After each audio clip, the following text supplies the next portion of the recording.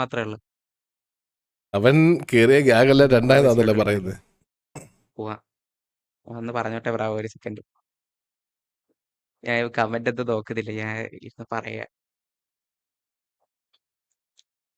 പിന്നെ നിങ്ങൾ കുറച്ച് പേര് പറയുന്നുണ്ട് ഫെയിം നോക്കിപ്പോയി. ഇത്രയും പേര് ഇപ്പൊ എന്നെ ഇരുന്ന് തെറി വിളിക്കുന്നത് എന്തുകൊണ്ടാ? നിങ്ങൾ അറിയാവുന്നുണ്ടോ? എനിക്ക് ഇവിടുന്ന് ഫെയിം കിട്ടിയതൊന്നും പറയുന്നില്ല. അതുകൊണ്ട് തന്നെയല്ലേ ഇത്രയും പേര് ഇരുന്ന് തെറി വിളിക്കുന്നത് തന്നെ. അതിലൊന്നും എനിക്കൊരു പ്രശ്നമൊന്നുമില്ല. പിന്നെ ഫെയിം പൈസ നോക്കിപ്പോയി. എടാ, എൻ്റെ അടുത്ത് ഓൾറെഡി അവിടെ നിന്ന് ഒരു പി സിയുടെ കാര്യം പറഞ്ഞു. അത് ഷെയ്ക്കും ഇന്നലെ ലൈവിൽ പറഞ്ഞു പി സിയുടെ കാര്യം. പി സി കിട്ടുമെന്ന് ഇത്ര ഉറപ്പുള്ള ഗ്യാങ്ങിൽ നിന്ന് എനിക്ക് ഇറങ്ങേണ്ട ആവശ്യം എന്താ? ഫെയിം പൈസയ്ക്ക് വേണ്ടിയാണെങ്കിൽ ഇറങ്ങേണ്ട ഒരാവശ്യമില്ല എനിക്ക്. നിങ്ങളത് ആലോചിച്ച് നോക്ക്. ഫെയിമിനും പൈസയ്ക്കും വേണ്ടി മാത്രമൊന്നുമല്ല ഇറങ്ങുന്നത്. ഇത്രയും ഗ്രൈൻഡ് ചെയ്തിട്ട് എനിക്ക് ഇനിയും അങ്ങനെ ഒരു സ്പ്ലിറ്റിലോട്ടൊന്നും പോകാൻ വയ്യ. ഞാൻ വി സിയിലോട്ടൊന്നും. ഹലോ, സംസാരിക്കേ പറഞ്ഞ കുറെയൊക്കെ പറഞ്ഞു കാര്യങ്ങൾ. പറഞ്ഞെല്ലാം പറഞ്ഞു തീർന്നോ? അല്ല, ഇവിടെ എല്ലാവരും പറയുന്നുണ്ട് മറ്റേ ഫെയിമിന് വേണ്ടി പോയി. എടാ, ഇവിടെ ഫെയിം ഉണ്ട്. ഫെയിം ഉള്ളതുകൊണ്ടല്ലേ നിങ്ങൾ ഇത്രയും പേര് ഇപ്പം വന്നിരുന്ന് തെറി വിളിക്കുന്നത്.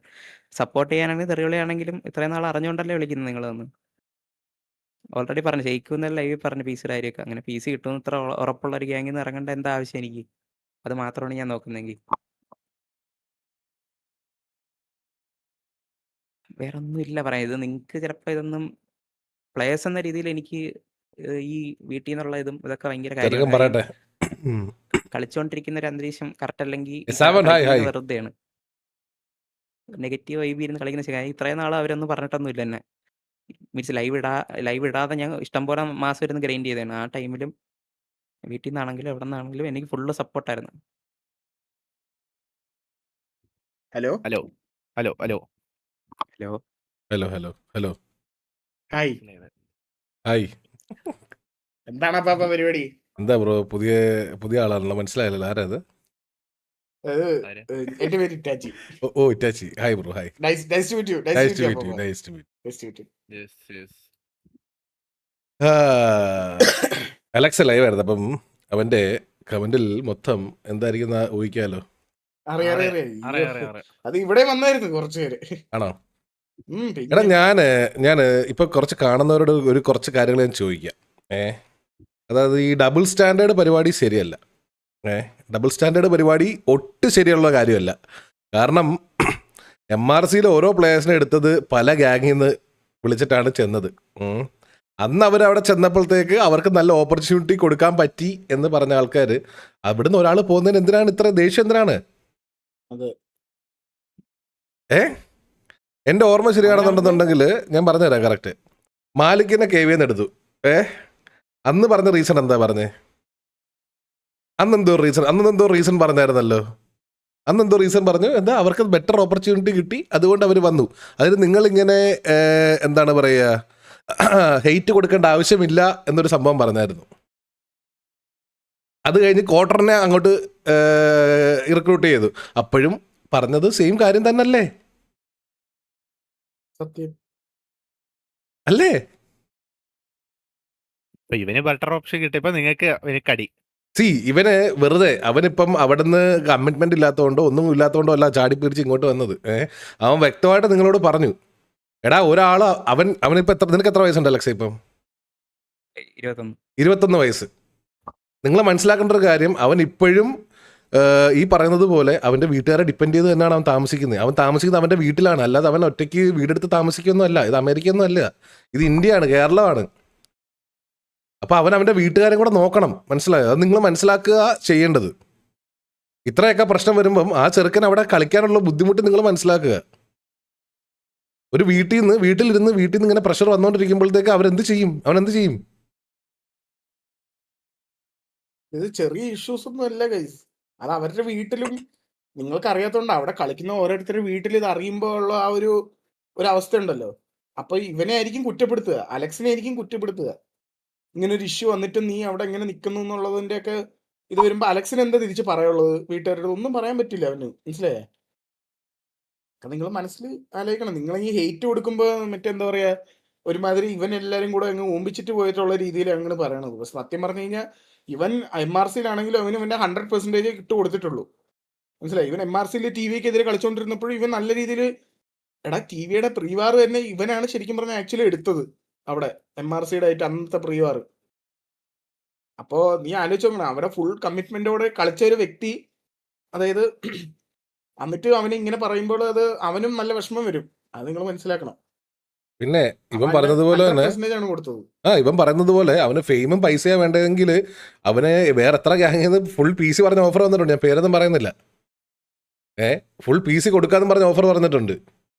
ഓൾറെഡി ഇപ്പം ഷെയ്ക്കൊക്കെ ഓൾറെഡി PCക്ക് അഡ്വാൻസും കൊടുത്തു കഴിഞ്ഞത് ഷെയ്ക്ക് ലൈവ് പറഞ്ഞിട്ടുണ്ട്. അവനപ്പോൾ അത്രയും നല്ല സംഭവങ്ങൾ ഉണ്ടായിട്ട് അവൻ അതൊന്നും വേണ്ടെന്ന് വെച്ച് മാറണമെന്നുണ്ടെങ്കിൽ അതിൻ്റെതായ റീസൺ ഉണ്ടാവും, തക്കതായ കാരണങ്ങളുണ്ടാവും. നിങ്ങൾ മനസ്സിലാക്കിയില്ലെങ്കിലും ഇവിടെ വന്നിട്ട് ഇങ്ങനത്തെ ഡയലോഗ് അടിക്കാതിരുന്നാൽ മതി.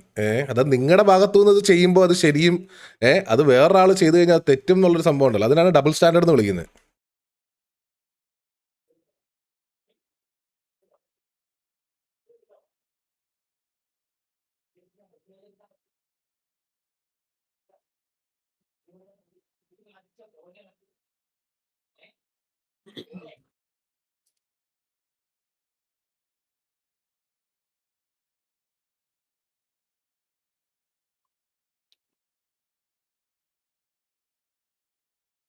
അലക്സ ലൈവിൽ എന്ത് സീനാണോ? ഏ സീനാണോന്ന് ലൈവിൽ ചാറ്റില്? എന്താ എല്ലാരും ഉണ്ട്. ഞാൻ നിന്റെ ചാറ്റ് ഒന്ന് എടുത്ത് നോക്കട്ടെ. അവന്റെ വൈറ്റ് ലിങ്ക് ഉണ്ടോ? ഞാൻ ഇട്ടരാം. വെരി ലിങ്ക് ഇട്ടരാ ഒരു മിനിറ്റ്.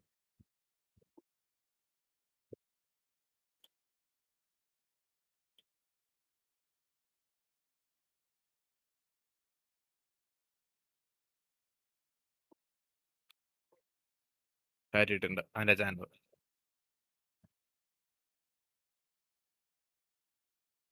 എല്ലാവരും പോയി സപ്പോർട്ട് ചെയ്തത്. അപ്പാപ്പനെ തെറി വിളിക്കുന്നു. എന്നെ തെറി വിളിക്കുന്നുണ്ട്. അത് അല്ലല്ല ഇത്രയേ ഉള്ളൂ പറയാൻ.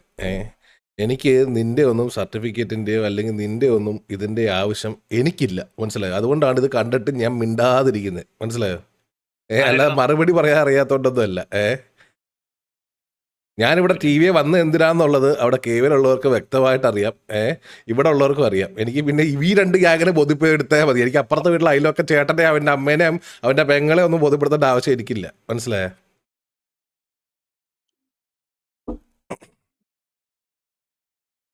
അപ്പം സിമ്പിളാണ് ഗൈസ്. വിളിക്കണതൊക്കെ കൊള്ളാം, പക്ഷെ ലാസ്റ്റ് ഇത് കിട്ടാൻ പോണത് വേറെ ഗ്യാങ് മെമ്പേഴ്സിനാണ് കിട്ടണത്. അത് നിങ്ങൾ ആലോചിക്കണം കേട്ടോ. ഇപ്പോഴേ പറയാം, നിങ്ങൾ ഈ പറഞ്ഞ പോലെ തെറി വിളിച്ചിട്ട് മറ്റേ മാസ് കാണിക്കാൻ നിന്ന് കഴിഞ്ഞാല് ഇത് കിട്ടാൻ പോണത് മറ്റേ ബാക്കിയുള്ള പ്ലെയേഴ്സിനാണെന്നുള്ളത് നിങ്ങൾ ആലോചിക്കണം. നിങ്ങളുടെ കൂടെ നിങ്ങളൊക്കെ മറ്റെന്താ പറയാ, മറ്റേ അണ്ണാന്ന് വിളിച്ച് നടക്കുന്ന പ്ലെയേഴ്സ് ഉണ്ടാവുമല്ലോ, അവർക്കായിരിക്കും ഇത് കിട്ടുക. ലാസ്റ്റ് പിന്നെ ഇതാവല്ലേ. സമ്മതിക്കണോടാ, ഭയങ്കര ഇവരുടെ ഫാൻ ബേസ് സമ്മതിക്കണം. കാരണം എന്താ പറയാ, ഞാൻ വേണ്ട അത് പറഞ്ഞ അടുത്ത. പക്ഷെ ഞാൻ എല്ലാരെയും പറയത്തില്ല. അപ്പൊ ഇതിൽ കുറച്ചു പേരൊക്കെ ഇവനെ അതായത് ഓൾ ദി ബെസ്റ്റ് എന്ന് പറഞ്ഞ് പറഞ്ഞു വിടുന്നവരുണ്ട്.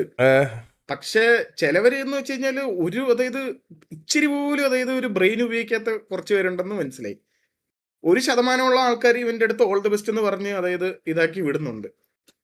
പക്ഷെ ബാക്കിയുള്ളവർക്കാണ് ഈ പ്രശ്നമൊക്കെ. സത്യം പറഞ്ഞ അലക്സ്, നീ ഇതോർത്തൊന്നും വിഷമിക്കേണ്ട ഒരാവശ്യമില്ല. കാരണം കുറച്ച് കഴിയുമ്പോണ്ടല്ലോ ഇതൊക്കെ അങ്ങ് പോകും. ഈ 4 പേര് തെറി വിളിക്കാൻ വരുന്നുള്ളൂ, ബാക്കി 40 പേര് നിന്നെ സപ്പോർട്ട് ചെയ്യാനുണ്ട്. മനസ്സിലായ? ഞാൻ ആലോചിക്കുന്നത് അതല്ലേ, മീൻസ് ഇന്നലെ വരെ നല്ല രീതിക്ക് മെസ്സേജ് പെട്ടെന്ന് തെറി മീൻസ് അങ്ങനെ ഞാൻ എന്ത് ചെയ്തെന്ന് അറിഞ്ഞൂടെ. നിനക്കിത് ആദ്യമായിട്ടല്ലേ? ഇതൊക്കെ സ്ഥിരമാണ്. ഇതൊക്കെ നമ്മൾ എത്ര 6 കൊല്ലം ആദ്യമായിട്ടാ മനസ്സിലായി. ആദ്യം ആയതുകൊണ്ടാണ് ഇത് സ്ഥിരമാ. Ignore the negative comments and love from TV. Explain Gaming, thank you for the 1K run.